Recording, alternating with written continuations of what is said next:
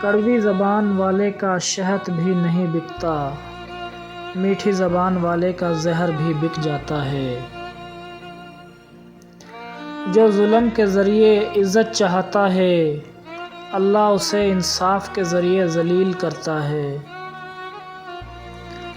زبان کا وزن بہت ہی ہلکا ہوتا ہے، مگر بہت کم لوگ ہی سنبھال پاتے ہیں۔ وہ لوگ کسی کے نہیں ہوتے جو دوست اور رشتوں کو لباس کی طرح بدلتے رہتے ہیں۔ اگر دوستی تمہاری کمزوری ہے تو تم دنیا کے سب سے طاقتور انسان ہو۔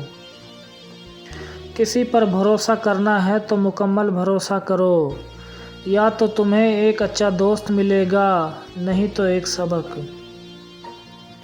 دوست وہ ہے جو دوستی کا حق دوست کی غیر موجودگی میں ادا کرے اور غیروں کی محفل میں اس کی عزت کی حفاظت کرے۔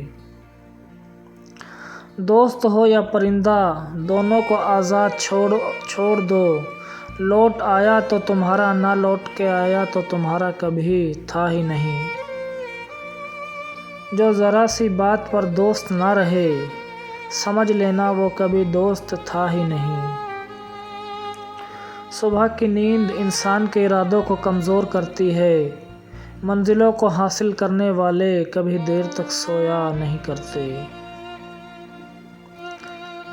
جو آدمی دوسرے لوگوں کے عیب کی تلاش میں رہتا ہے، اللہ تعالیٰ اس کے عیب ظاہر کر دیتا ہے۔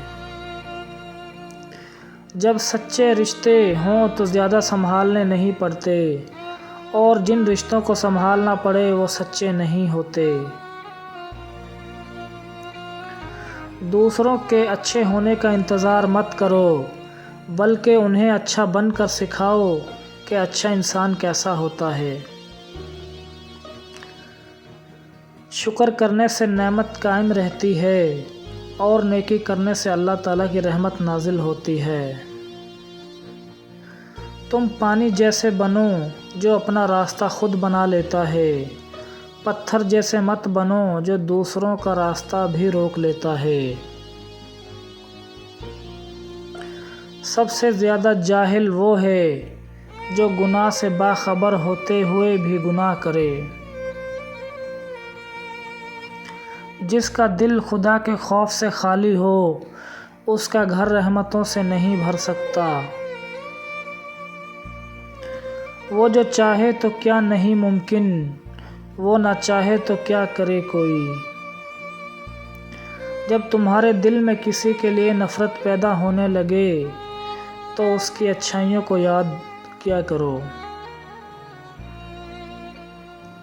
ماں کی خدمت باعث جنت ہے، جبکہ بے ادبی باعث دوزخ ہے۔